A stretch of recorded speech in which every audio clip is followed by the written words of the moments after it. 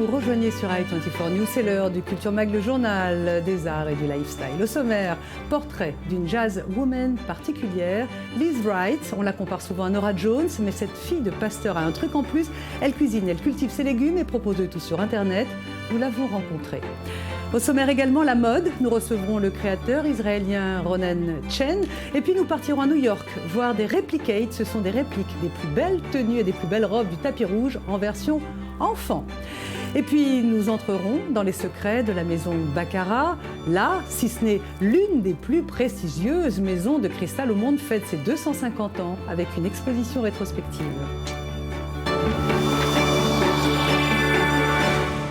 Voilà pour le sommaire, merci de nous suivre. Quelques images banales pour sortir justement d'un quotidien qui ne l'est pas.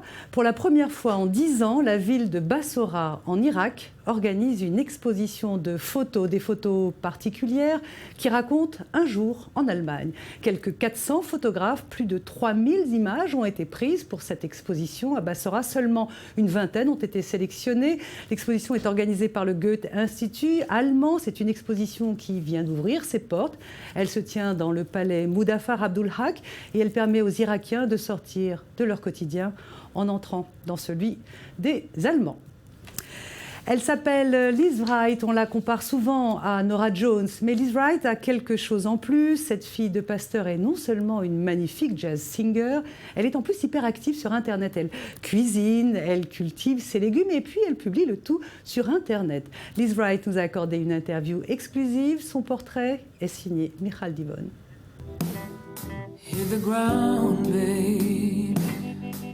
Elle passe la plupart de son temps dans son jardin ou en essayant de nouvelles recettes, tout en poursuivant une carrière internationale en tant que chanteuse de jazz.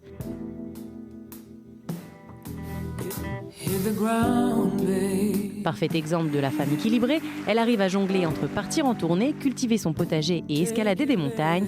Liz Wright semble avoir trouvé sa place dans le monde. Je me réchauffe au feu de bois, je fais de la randonnée pour aller d'un endroit à un autre. Je passe mon temps près de l'eau, j'aime attraper des poissons, cultiver mes propres légumes et j'adore aussi faire ça.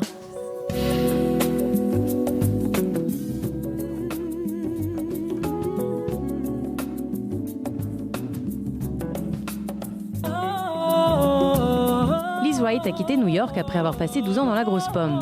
De retour en Caroline du Sud, non loin de la ville où elle a grandi, elle se découvre une nouvelle passion, le jazz.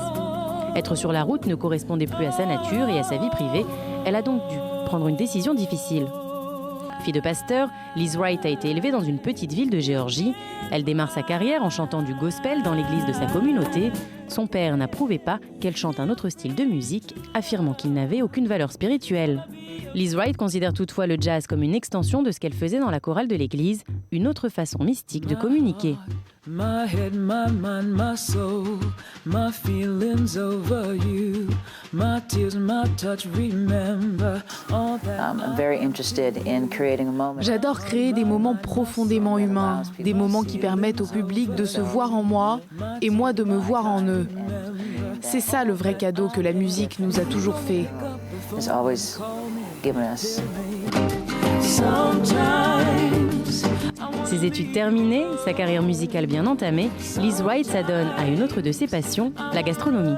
Elle intègre alors une école de cuisine. Vous savez, ma carrière est super, mais j'ai toujours aimé cuisiner. C'est une passion que j'ai toujours tenté de cacher parce que je ne me sentais pas le droit d'aimer autre chose que la musique.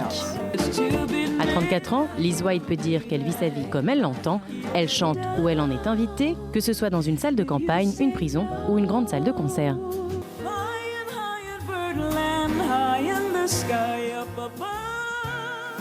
C'est vrai que je ne fais plus autant de tournées qu'avant, mais quand je monte sur scène, je suis encore plus heureuse d'être là. Je me sens mieux et je pense que je vais continuer de faire ça pendant encore très longtemps.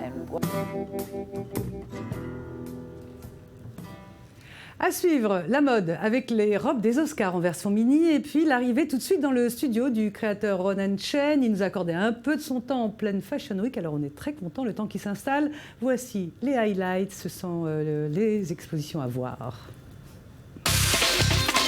Pour la 4e édition consécutive, Circulation, le festival européen des jeunes photographes, revient. Mais nouveauté cette année, on change de décor. C'est donc au 104, dans le 18e arrondissement parisien, que 44 photographes accrochent leurs clichés pour donner un aperçu de ce qu'est la jeune photographie contemporaine en Europe. Véritable regard croisé entre les différents pays européens, ce festival souffle un air frais sur la photo et permet de découvrir les prochains grands photographes de demain. Mais dépêchez-vous, vous avez jusqu'au 16 mars. À Tel Aviv, la galerie Tedeschi présente une nouvelle exposition de l'artiste italien Tobia Rava, un artiste dont le travail mélange peinture figurative et éléments typographiques tirés du monde mystique de la Kabbale et du monde chassidique. Il examine la relation entre art et science au cours d'un voyage, nous plongeant dans la science des chiffres et leur symbolique. Explorer les codes transcendantaux jusqu'au 31 mai. Aux États-Unis, le musée des Beaux-Arts de Boston a convié le public à choisir les œuvres de leur choix pour une exposition dédiée à l'impressionnisme. Pour la première fois, les amateurs d'art ont pu sélectionner 30 œuvres parmi les 50 que contient le fond du musée. Et c'est Vincent Van Gogh qui a remporté la première marche du podium avec plus de 4000 votes pour l'église d'Auvers. Quant à la seconde place, elle revient à Monet avec ses Nymphéas. Degas, Pissarro et Renoir ont également été sélectionnés et certaines de leurs œuvres exposées. Boston Loves Impressionism jusqu'au 26 mai. Maintenant avec ce mercredi, la fin des défilés à Tel Aviv. Parmi les moments forts de cette journée, les 20 ans anniversaire de la maison Amor, le show final dédié à Maskit. C'est l'une des toutes premières maisons israéliennes. Elle a été fondée en 1954 par Ruth Dayan, la femme du ministre de la Défense, Moshe Dayan. Et puis il y aura également le défilé de la New Gen, la nouvelle génération montante du pays. C'est une transition facile mais efficace. Pour parler de vous, Ronen Chen, merci d'être parmi nous pendant cette semaine un petit peu speed de la Fashion Week. Alors vous n'êtes pas la génération montante, vous êtes la génération vraiment assise. Vous avez 18 magasins en Israël, 2 boutiques en Angleterre, un site de vente en ligne aux États-Unis. Ronen Chen, on a l'impression que faire de la mode en Israël, c'est pas si simple. Comment avez-vous fait votre place ? Depuis mes débuts et jusqu'à ce jour, je garde le même concept. Je voulais créer quelque chose qui soit classique, très minimaliste. Ce n'est pas de la mode israélienne, ce n'est pas européen non plus et pas américain, mais plutôt quelque chose qui est global, qui est mondial. C'est comme ça que j'ai commencé, c'est même comme ça que j'ai designé, que j'ai créé ma première collection et je pense qu'aujourd'hui, j'ai gardé le même style. On regarde les images de votre défilé. Est-ce qu'il y a une identité, Ronen Chen, un style, Ronen Chen ? Oui, lorsque vous dites Ronen Chen dans le monde et en Israël, on pense à quelque chose de contemporain. C'est très portable et confortable. C'est toujours classique, mais avec un twist. Mais cette année, j'ai créé quelque chose de plus sombre, de plus conceptuel. Je voulais que ça ait l'air plus futuriste, avec des inspirations tribales, des tribus guerrières qui viendraient sauver le monde. Et c'est aussi avec ce concept que j'ai commencé à travailler. Comment a réagi la presse ? Je pense que les réactions étaient très bonnes, car ce n'est pas quelque chose qu'ils attendaient de moi, car en général, mes vêtements sont plus portables, plus urbains, etc. Ils ne s'attendaient pas à un défilé aussi conceptuel. Excusez-moi, j'en perds un peu mes mots. It's okay.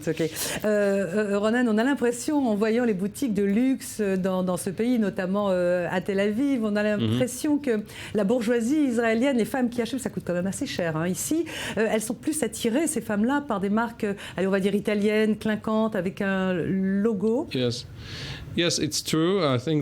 Oui, c'est vrai, je pense que de nombreuses Israéliennes qui achètent des vêtements de luxe veulent montrer qu'elles portent du luxe. Elles adorent porter un logo pour que les gens sachent combien ça leur a coûté. Avec moi, c'est jamais comme ça. Le logo est plus caché, plus discret. Je pense que le vêtement doit parler de lui-même. Je pense que c'est quelque chose qui a à voir avec les nouveaux riches et les anciens riches. Oui, vous avez raison. Et il y a aussi peut-être une volonté plus tournée vers l'international, ce qui est votre cas. Alors justement, à propos d'international, vous êtes très connu ici, donc je disais, vous avez 18 magasins, vous en avez 2 en Angleterre, plus un site de vente en ligne aux États-Unis. Quid de Paris, Milan ?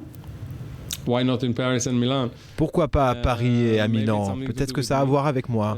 Entrer sur le marché européen, c'est une très dure compétition. La mode française est très réputée, la mode israélienne est très réputée aussi. Je voulais débuter dans un pays où je puisse exporter vers de nombreux autres pays, et c'est pourquoi j'ai commencé par les États-Unis. C'est là-bas que j'ai commencé et je pense qu'à l'heure d'aujourd'hui, c'est là-bas que je vends le plus et je m'occupe des ventes internationales depuis là-bas aussi et les gens viennent aux États-Unis pour acheter. C'est donc comme ça que j'ai commencé. Ma dernière question, comment se fait-il que les designers, pendant cette Guindy Fashion Week, pendant cette Tel Aviv organisée ici en Israël, comment se fait-il qu'ils doivent payer 35 000 shekels, c'est-à-dire 7 000 € pour pouvoir défiler? Il y a quelque chose d'un peu pas clair. 35 000 shekels, c'est pas un montant si élevé que ça, je pense, pour organiser un défilé. Si j'avais dû le produire par moi-même, ça m'aurait coûté peut-être 10 fois plus.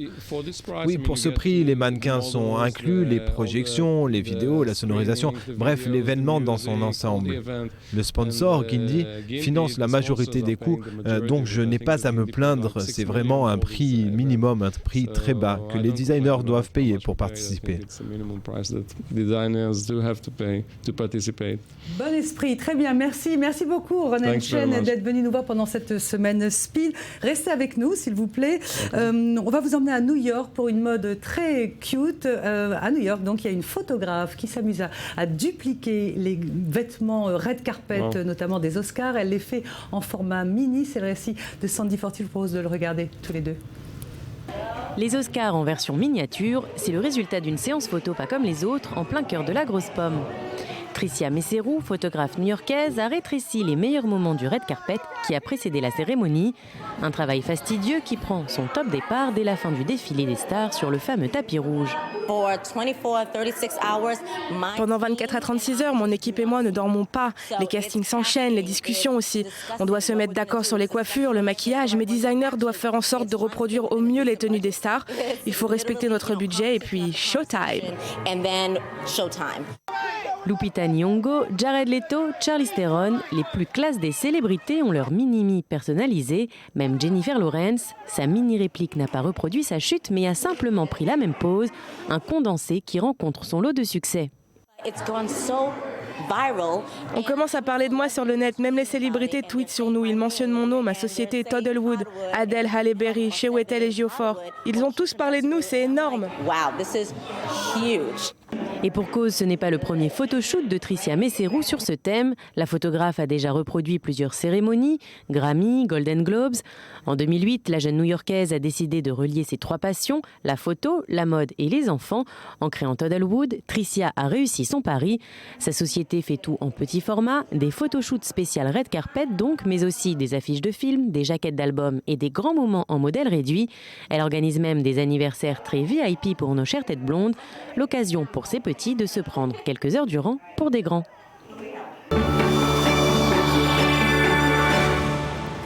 Voilà, nous retrouvons maintenant Sandy Fortis. Bonjour Sandy Fortis, vous nous emmenez dans les coulisses de l'une des plus belles maisons de luxe et de cristal français, la maison Baccarat. Exactement, donc Baccarat fête cette année ses 250 ans. La cristallerie mythique a ouvert ses portes en 1764 en Lorraine, dans la ville justement de Baccarat, d'où elle a pris son nom. Et au départ, c'était une verrerie. Alors, elle a eu du mal à démarrer, elle a changé beaucoup de propriétaires, mais finalement, en 1823, elle a sa première commande royale par Louis XVIII. Et s'en suivent plusieurs rois et chefs d'État. La réputation de cette grande maison dépasse rapidement les frontières de la France. Des tsars, Nicolas II, la cour impériale japonaise va rapidement également faire ses commandes et finalement la première filiale américaine de Baccarat voit le jour en 1948. Et alors comment elle célèbre cet anniversaire, la maison Baccarat ? Il va évidemment y avoir plusieurs événements pour marquer cet anniversaire, mais notamment une grande exposition au sein de la galerie musée de la maison Baccarat à Paris. Ça s'appelle Baccarat les 250 ans. Elle a démarré le 23 janvier et va durer pendant 1 an. C'est une exposition rétrospective qui va exposer près de 250 chefs-d'œuvre. Alors on peut y découvrir les thèmes emblématiques de la grande maison de Baccarat, notamment le harcourt, calice au pied hexagonal, icône de la maison depuis 1841, mais également la force du rouge alors, qui tient de la magie d'une fusion entre un cristal clair et de la poudre d'or 24 carats. C'est le fameux cristal rouge baccarat.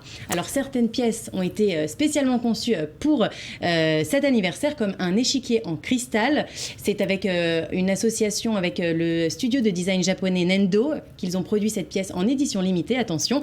Donc des pièces toutes taillées à la main et conçues à partir d'un cristal soit transparent, soit bleu nuit en fonction des pions, qui ne sera produit qu'en 50 exemplaires. Alors écoutez, ça fait énormément rêver. On va terminer le Culture Mag avec vous. Une dernière question sur la maison Baccarat. Est-ce qu'ils ont d'autres projets Évidemment, ça ne s'arrête pas aux expositions. Ils ont déjà plusieurs restaurants, le Crystal Room, mais également bientôt des hôtels. À New York en 2014, mais également à Rabat en 2015. Merci beaucoup Sandy Fortis, c'est la fin. Merci, à demain, même heure. Tout de suite, l'info continue sur i24 News.